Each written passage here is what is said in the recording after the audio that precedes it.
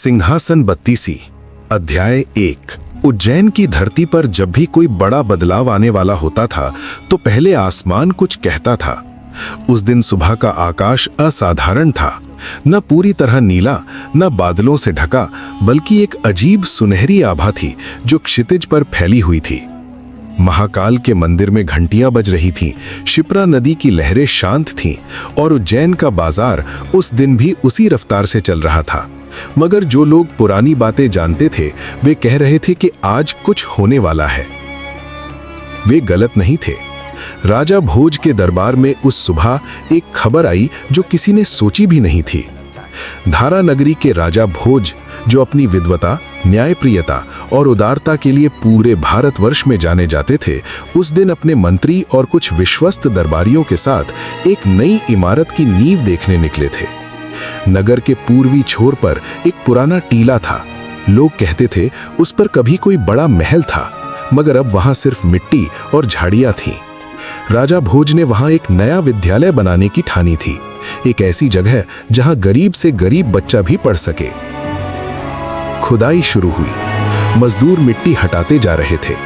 दोपहर तक काम आधा हो गया था और फिर एक मजदूर की कुदाल किसी चीज से टकराई। एक ऐसी आवाज जो मिट्टी की नहीं थी, पत्थर की थी, मगर सामान्य पत्थर भी नहीं, कुछ और था।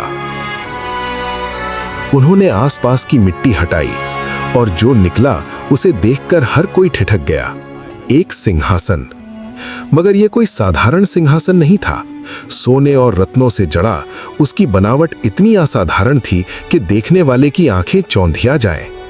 उसके दोनों तरफ 16 पुतलियां थीं, कुल 32, और हर पुतली इतनी जीवंत थी कि लगता था अभी बोल उठेगी।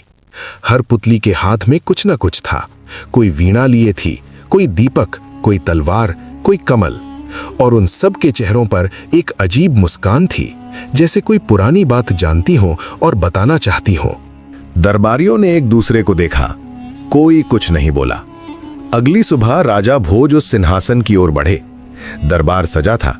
मंत्री थे, दरबारी थे और कुछ विद्वान पंडित भी थे जो इस असाधारण घटना को देखने आए थे। भोज ने पहली सीढ़ी पर पांव रखा और तभी वो पहली पुतली हिली। सबकी सांसें रुक गईं। पुतली के होंठ खुले। उसकी आवाज ऐसी थी जैसे किसी घंटे की गूंज और किसी नदी की कलकल एक साथ सुनाई दे। मीठी, गहरी और ऐसी जो कानों से होते हुए सीधे दिल तक पहुंचे। पुतली ने कहा था, रुको राजन। भोज रुके। उन्होंने पुतली को देखा। पुतली ने कहा था कि इस सिंहासन पर बैठने का अधिकार उसी राजा को है जो विक्रमादित्य जैसा हो, जिसके मन में प्रजा के लिए असीम प्रेम हो, जिसके न्याय में कोई भेदभाव ना हो, जिसका साहस ऐसा हो कि रात के अंधेरे में भी वो सत्य की राह ना छोड़े, और जिसकी उदारता की कोई सीमा ना हो। तुम बैठने से पहले एक कहानी सुनो, विक्रमादित्य की कहानी, और फिर खुद तय करो कि क्या तुम उस सिंहासन के लिए योग्य हो। दरबार में पत्ता भी नहीं हिला। भोज ने एक पल सोचा, फिर वो वापस अपनी जगह पर आ गए। सिंहासन से उतरकर उसके सामने खड़े होकर उन्होंने कहा था कि सुनाओ। पुतली मुस्कुराई। उसने कहा कि बहुत पुरानी बात है, उज्जैन के राजा विक्रमादित्य के दरबार की। एक दिन एक याचक आया। बूढ़ा था, कपड़े फटे हुए, हाथ में एक टूटी छड़ी। उसने दरबार में प्रवेश किया और सीधे राजा के सामने खड़ा हो गया। दरबारियों ने उसे रोकने की कोशिश की। कहा कि पहले नाम बताओ, काम बताओ, अनुमति लो। बूढ़े ने उन सब को अनदेखा किया और सीधे विक्रम को देखा। विक्रम ने दरबारियों को हाथ के इशारे से रोका और बूढ़े से पूछा था कि क्या चाहिए तुम्हें। बूढ़े ने कहा था कि राजन, मेरा नाम देवदत्त है। मैं एक ब्राह्मण हूं, मगर ब्राह्मण होने से पेट नहीं भरता। मेरे 3 बेटे हैं, तीनों बीमार हैं। घर में अनाज नहीं, दवाई नहीं। मैं कई दरबारों में गया, सबने कहा कि कल आओ, परसों आओ। आज मैं तुम्हारे पास आया हूं। विक्रम ने पूछा था कि और कितने दरबार जाना बाकी है। बूढ़े ने कहा था, अगर यहां भी निराशा मिली तो कोई नहीं। दरबार में हल्की बेचैनी थी। कुछ दरबारी सोच रहे थे कि राजा अब क्या करेंगे।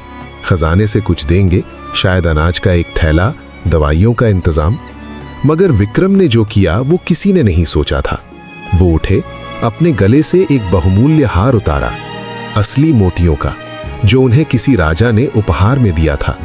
उन्होंने वो हार देवदत्त को दिया, फिर अपनी उंगली से एक अंगूठी निकाली, माणिक जड़ी, लाल चमकती हुई, वो भी दी। फिर उन्होंने अपने मंत्री को कहा कि राजकोष से इतना सोना दो जिससे इस इंसान के बेटे ठीक हो सके, घर बन सके और 6 महीने आराम से रह सके। मंत्री ने आंखें चौड़ी की और धीरे से कहा था कि राजन, ये तो बहुत। विक्रम ने उन्हें काटते हुए कहा था, काफी नहीं है तो और दो। मंत्री चुप हो गए। देवदत्त की आंखें भर आईं। उसने कहा था कि राजन, मैंने बड़े बड़े दरबार देखे हैं मगर ऐसा राजा नहीं देखा। विक्रम ने कहा था कि राजा वो होता है जिसकी प्रजा सुखी हो, बाकी सब दिखावा है। पुतली ने यहां रुककर राजा भोज को देखा। उसने कहा था कि राजन, ये थी विक्रमादित्य की उदारता। एक याचक के लिए उन्होंने अपना हार, अपनी अंगूठी और खजाने का सोना दे दिया, बिना सोचे, बिना हिसाब लगाए। क्या तुम भी ऐसे हो? भोज चुप रहे।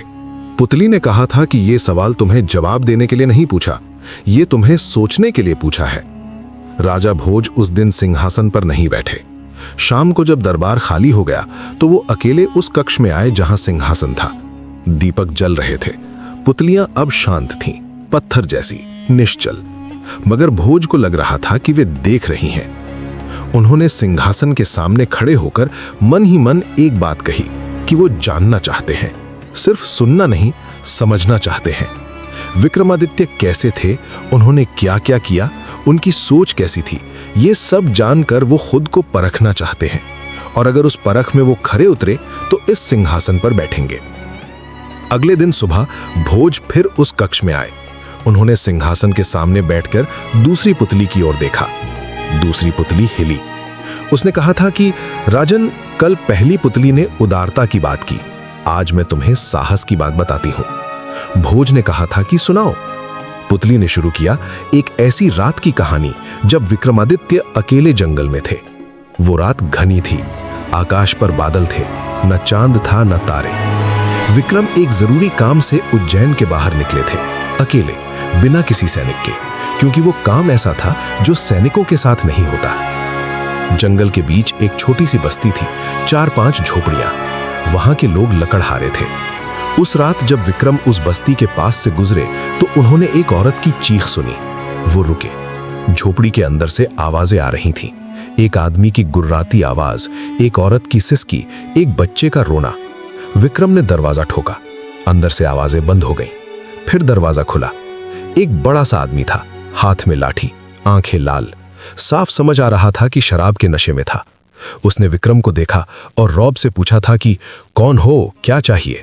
विक्रम ने शांत आवाज में कहा था कि अंदर से रोने की आवाज आई। क्या सब ठीक है? आदमी ने कहा था कि मेरा घर है, मेरी बीवी है, तुम्हें क्या मतलब? विक्रम ने कहा था कि मतलब है, एक इंसान दूसरे इंसान को रोता छोड़कर नहीं जा सकता। आदमी ने लाठी उठाई। जो हुआ वो बहुत तेज था। विक्रम ने लाठी पकड़ी, एक झटके में उस आदमी का संतुलन बिगाड़ा और अगले ही पल वो जमीन पर था। विक्रम ने उसकी लाठी एक तरफ फेंकी और उसे उठने दिया। आदमी उठा। अब उसकी आंखों में नशे से ज्यादा हैरानी थी। विक्रम ने कहा था कि मैं तुम्हारा दुश्मन नहीं, मगर जो तुमने अंदर किया वो गलत है। आज रात तुम बाहर सोओगे, कल सुबह जब होश आए तो अपनी बीवी और बच्चे से माफी मांगना। आदमी कुछ देर खड़ा रहा, फिर उसने धीरे से कहा था, ठीक है। विक्रम झोपड़ी के अंदर गए। एक कोने में एक औरत बैठी थी, उसकी गोद में एक छोटा बच्चा था। दोनों डरे हुए थे। विक्रम ने पास बैठकर कहा था कि डरो मत, वो आज बाहर है। औरत ने पूछा था कि तुम कौन हो? विक्रम ने कहा था कि एक राहगीर। वो उठे और निकल गए। पुतली यहां रुकी। उसने कहा था कि राजन, ये थी विक्रमादित्य का साहस। एक साधारण रात, एक साधारण झोपड़ी, कोई नाम नहीं, कोई इनाम नहीं, बस एक औरत का रोना सुना और रुक गए। ये साहस सिर्फ युद्ध में नहीं होता, रोजमर्रा में भी होता है। भोज सुनते रहे। तीसरे दिन तीसरी पुतली ने बात की। उस दिन विक्रम के दरबार में एक अजीब मामला आया था। 2 व्यापारी थे, एक अमीर, एक गरीब। दोनों का झगड़ा एक थैले को लेकर था। अमीर व्यापारी का कहना था कि थैला उसका है, उसमें सोने के सिक्के हैं जो उसने महीनों की मेहनत से जमा किए हैं। गरीब व्यापारी का कहना था कि नहीं, थैला उसका है, वो उसे रास्ते में मिला था और उसमें उसके ही सिक्के थे जो किसी ने चुरा लिए थे। दोनों के पास गवाह थे। अमीर के पास ज्यादा, गरीब के पास कम। दरबारियों की राय थी कि ज्यादा गवाह वाला सच बोल रहा होगा। विक्रम ने थैला मांगा, उसे खोला, सिक्के गिने, फिर उन्होंने दोनों से एक एक सवाल किया। अमीर व्यापारी से पूछा, इन सिक्कों में सबसे पुराना सिक्का किस राजा के समय का है? अमीर व्यापारी ने नाम लिया। गरीब व्यापारी से वही सवाल पूछा।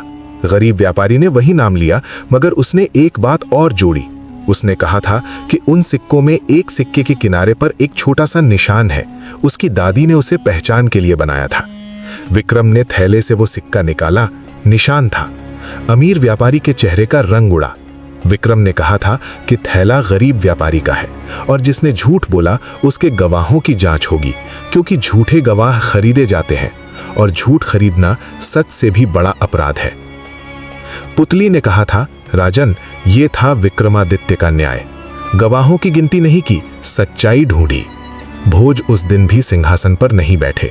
वो हर दिन आते थे, हर दिन एक पुतली बोलती थी, हर दिन विक्रमादित्य की एक नई कहानी सामने आती थी। कभी उनकी बुद्धिमत्ता की, कभी उनकी करुणा की, कभी उनके हास्य की, कभी उनके धैर्य की। और हर कहानी के बाद भोज के मन में एक सवाल उठता था, क्या मैं इस लायक हूं? 7वें दिन 7वीं पुतली ने एक ऐसी कहानी सुनाई जो बाकी सबसे अलग थी।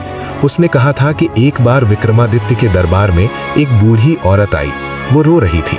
उसने कहा था कि उसका बेटा मर गया, घर जल गया और पड़ोसियों ने उसकी जमीन पर कब्जा कर लिया। वो अकेली है, कोई नहीं है। दरबारियों ने कहा था कि जमीन का मामला है, जांच होगी, समय लगेगा। विक्रम उठे। उन्होंने कहा था, जांच कल होगी। आज इस औरत के खाने का इंतजाम करो, रहने की जगह दो और कोई दरबारी इसके साथ जाए जो पड़ोसियों को बताए कि इसके पीछे उज्जैन का राजा है। बूढ़ी औरत ने कहा था कि राजन, बस इतना काफी है। विक्रम ने कहा था कि नहीं, ये तो बस शुरुआत है। न्याय तब पूरा होगा जब तुम्हारी जमीन तुम्हें वापस मिलेगी।